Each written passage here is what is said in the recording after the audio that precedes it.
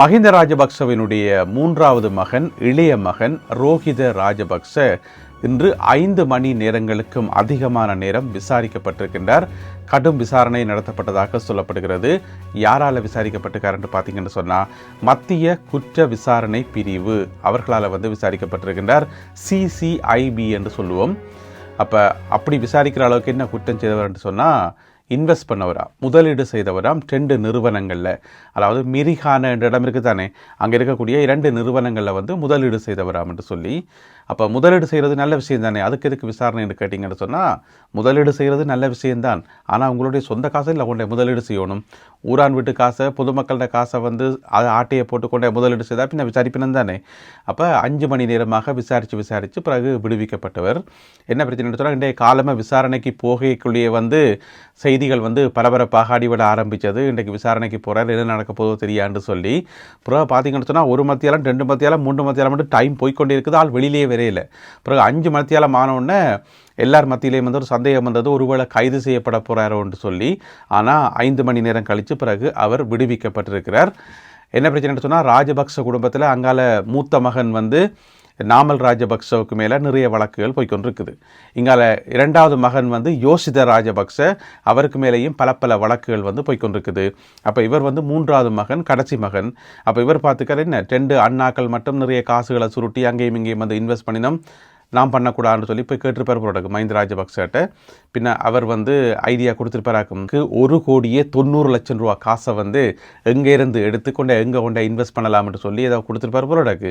அப்போ இவரும் அந்த முதலீடை செய்கிறார். இப்போ கடைசியாக மாட்டுப்பட்டு விசாரணைக்குள்ளே சிக்கியிருக்கின்றார். என்ன பிரச்சனைன்னு சொன்னால் சொந்த காசுன்னு சொன்னால் எதுக்கு 5 மத்தியாலம் விசாரிக்கணும், உடனே சொல்லலாம் இந்த காசு இங்கேருந்து வந்தது, நான் என்னென்ன வேலைகள் பார்த்துனான், இவ்வளோ காசு நான் சேமித்து வச்சுருந்தேன், அதைத்தான் இன்வெஸ்ட் பண்ணினான்னு சொல்லி முடிச்சிடலாம். ஒரு 5 நிமிஷத்துலேயே முடிச்சிடலாம். ஆனால் வேறையாட்டியின் காசு பொதுமக்களோட காசுன்றபடியே தான் 5 மணித்தியாலும் சென்றிருக்குது அதுக்கு விளக்கம் சொல்கிறதுக்கு. ஆனால் அவருடைய விளக்கம் ஏற்றுக்கொள்ளப்பட்டதா இல்லையான்னு சொல்லி தெரியல. இது சம்பந்தப்பட்ட விசாரணைகள் தொடர்ந்தும் இடம்பெறும் என்று சொல்லி அறிவிக்கப்பட்டுள்ளது. இதுக்கிடையில் பசில் ராஜபக்ச, அமெரிக்காவில் இருக்கின்ற பசில் ராஜபக்ச மிக விரைவில் கைது செய்யப்படுவார் என்று சொல்லி ஜனாதிபதி அனுரகுமார திசாநாயக்க அவர்களை இன்றைக்கு பாராளுமன்றத்தில் உறுதிப்படுத்தி இருக்கின்றார். இன்றைக்கு வியாழக்கிழமை பாராளுமன்றத்துக்கு வந்த ஜனாதிபதி அனுரகுமார திசாநாயக்க அவர்கள் பல்வேறு விஷயங்கள் சம்பந்தமாக ஒரு உரையொன்றை ஆற்றியிருந்தார். அதில் இடையில ஒரு இடத்துல சொன்னவர், சில பேர் ரெட் நோட்டீஸ் விடுக்கப்பட்டிருக்கு சில பேருக்கு எதிராக, ஆனால் அவர்கள் அமெரிக்காவில் பதுங்கியிருக்கிறார்கள், நேரடியாக பேரை சொல்லாமல் பசில் ராஜபக்ச பேரை சொல்லாமல் ரெட் நோட்டீஸை வாங்கி கொண்டு அமெரிக்காவில் பதுங்கி இருக்கிறார்கள். ஒன்றுக்குமே யோசிக்காங்க, மிக விரைவில் அவர்கள் கைது செய்யப்படுவார்கள் என்று சொல்லி ஜனாதிபதி அனுரகுமார திசாநாயக்க அவர்கள் பாராளுமன்றத்திலே குறிப்பிட்டிருக்கின்றார். எனவே ஏற்கனவே கைது செய்வதற்கான நடவடிக்கைகள் போய்கொண்டுதான் இருக்குது. இப்போ ஜனாதிபதி இவரை உறுதிப்படுத்திக்காரா, இனி அந்த நடவடிக்கைகள் துரித கதியில் இடம்பெறும் என்று சொல்லப்படுகிறது. எனவே மிக விரைவில் கட்டுநாயக்கா விமான நிலையத்தில் பசில் ராஜபக்சவை எதிர்பார்க்கலாம், அந்த அலுமினிய பேப்பரோட எதிர்பார்க்கலாம் என்று சொல்லி எனவே பொறுத்திருந்து பார்க்கணும். அதோட ஜனாதிபதி அனுரகுமார திசாநாயக்க அவர்கள் தன்னுடைய உரையில இன்னும் நிறைய விஷயங்களை சொல்லியிருக்கார். அதில் ஒன்று இந்த பயங்கரவாத தடை சட்டம் PTA முற்றாக ஒழிப்பது சம்பந்தமாக இந்த வருட இறுதிக்குள்ள அந்த சட்டம் முற்றுமுழுதாக நீக்கப்படும் என்று சொல்லப்படுகிறது. அதுக்கு பதிலாக இன்னும் ஒரு சட்டம் ஒன்று இயற்றி வைக்கப்பட்டிருக்கிறது. அதாவது PTAக்கு முன்னால் ஒரு S போட்டு SPTA என்று சொல்லி, எனவே அந்த சட்டம் நடைமுறைக்கு வரும் என்று சொல்லி எதிர்பார்க்கப்படுகிறது. லஞ்ச ஊழல் ஆணைக்குழுவால் இன்று 3 முக்கியமான நபர்கள் அதிரடியாக கைது செய்யப்பட்டிருக்கிறார்கள். அந்த ஆக்களார் என்று பார்த்தீங்கன்னு சொன்னால் ஒரு ஆள் முன்னாள் நீதி அமைச்சர், அவருடைய பேர் விஜயதாச ராஜபக்ச, உங்கள் எல்லாருக்குமே தெரியும், முன்னாள் நீதி அமைச்சர். அவருடைய மகன் கைது செய்யப்பட்டிருக்கார். கைது செய்யப்பட்ட மகன் ஒரு லோயராம், ஒரு சட்டத்திரணி.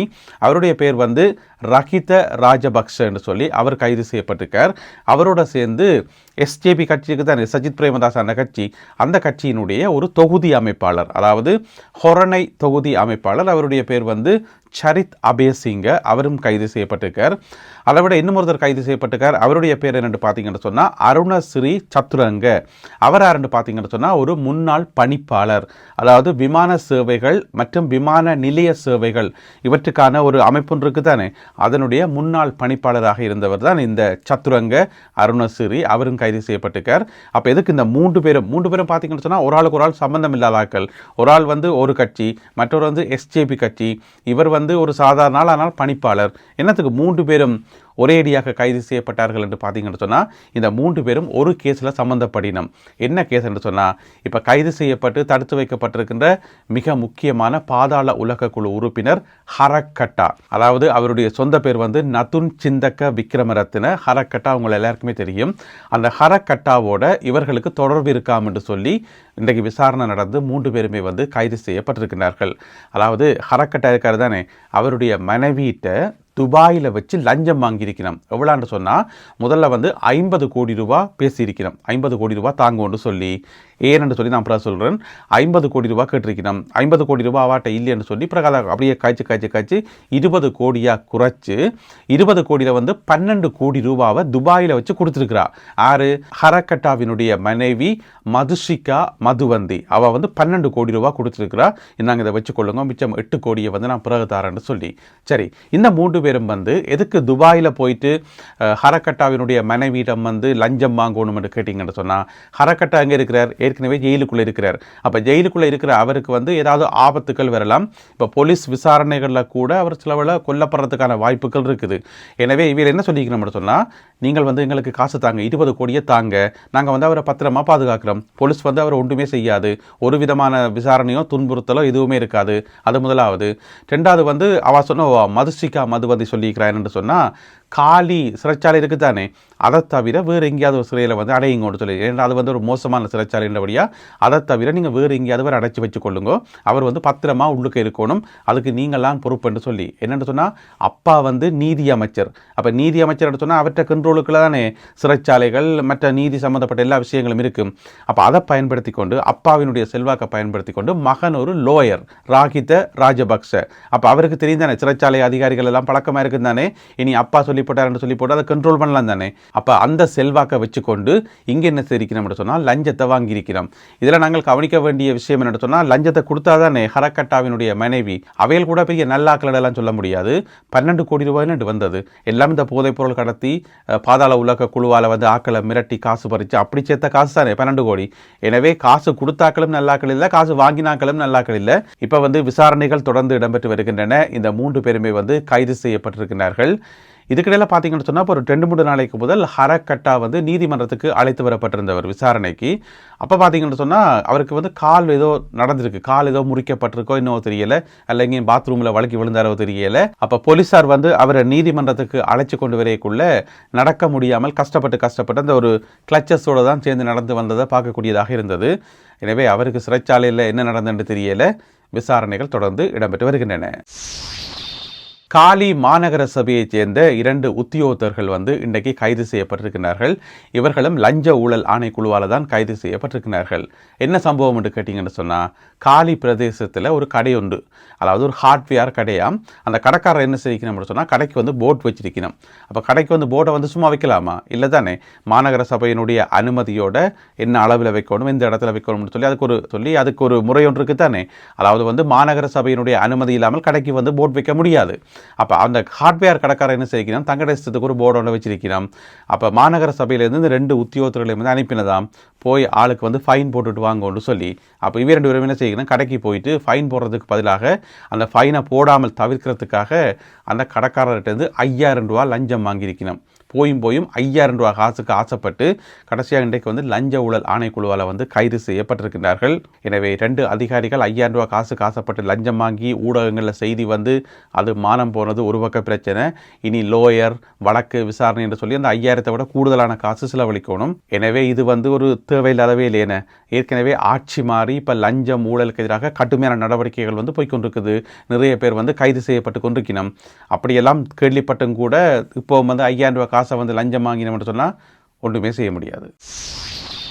இளம் தவில் கலைஞர் ஒருவர் எடுத்த தவறான முடிவு தமிழ் மக்கள் மத்தியில் மிக பெரும் அதிர்வலைகளை உருவாக்கியிருக்கிறது. என்னென்னு சொன்னால், யாழ்ப்பாணம் கோப்பாய் பகுதியைச் சேர்ந்த ஒரு 17 வயதுடைய தவில் வாத்திய கலைஞர் யாழ்ப்பாணம் முழுக்க ஏராளமான கோவில்களில் நடந்த நிகழ்ச்சிகளில் வந்து அவர் தவில் வாசிச்சிருக்கிறார். பிரபலமான ஒரு ஆள் தான், சமூக வலைத்தளங்களையும் பிரபலமான ஒரு ஆள் தான். அவருடைய பேர் வந்து பிரசாந்த் சச்சின் என்று சொல்லி, அவர் வந்து நேற்றிரவு அவருடைய வீட்டில் வச்சு தவறான முடிவெடுத்து தூக்கில் தொங்கி உயிரை மாய்த்திருக்கின்றார். 8 வயதில் இருந்து தவில் வாத்தியத்தை வாசித்து வருகின்ற குறிப்பிட்ட இவர் இப்போ 17 வயசாம். எனவே இவ்வளவு சின்ன வயசுல இந்த ஒரு பிஞ்சு வயசுல இப்படியான ஒரு முடிவை எடுத்தது மக்கள் மத்தியில் மிகப்பெரிய ஒரு அதிர்ச்சியை உருவாக்கி இருக்கிறது. இதுக்கு என்ன காரணம் என்று சொல்லி சரியான காரணம் தெரியல. சில முரண்பாடுகள் என்று சொல்லப்படுகிறது. எனவே அதை பற்றி நாங்கள் டிஸ்கஸ் பண்ணுறதும் அழகில்லை. இருந்தாலும் இப்படியான துயரமான முடிவுகளை எங்களுடைய எளிய சமுதாயம் எடுக்கிறது உண்மையில கவலைக்குரிய விஷயம். எங்களுடைய இனமே பார்த்தீங்கன்னு சொன்னால், ஒட்டுமொத்த இனமே பார்த்தீங்கன்னு சொன்னால் பார்க்காத பிரச்சனைகள் இல்லை, அனுபவிக்காத துன்பங்கள் இல்லை. அதையெல்லாம் தாண்டி நாங்கள் இப்போ இருக்கிறோம் தானே. அதையெல்லாம் ஒரு கணம் யோசித்து பார்த்தா எங்களுடைய எளிய சமுதாயம் இப்படியான முடிவுகளை எடுக்க மாட்டார்கள். எனவே பிரச்சனைகள் வரத்தான் செய்யும். அந்த பிரச்சனைகளுக்கு இது தீர்வு கிடையாது என்றதை மீளவும் ஒரு தடவை ஆணித்தரமாக வலியுறுத்த வேண்டியிருக்கிறது. இந்த இளம் கலைஞர் பிரசாந்த் சச்சின் அவர்களுடைய ஆத்மா சாந்தி அடைய பிரார்த்தனை செய்வோம். இந்த காணொலியில் பகிர்ந்து கொள்ளப்பட்ட செய்திகள், தகவல்கள் தொடர்பான உங்களுடைய கருத்துக்களை மறக்காமல் கீழே எழுதுங்கள். மீண்டும் சந்திப்போம் உறவுகளே. நன்றி, வணக்கம்.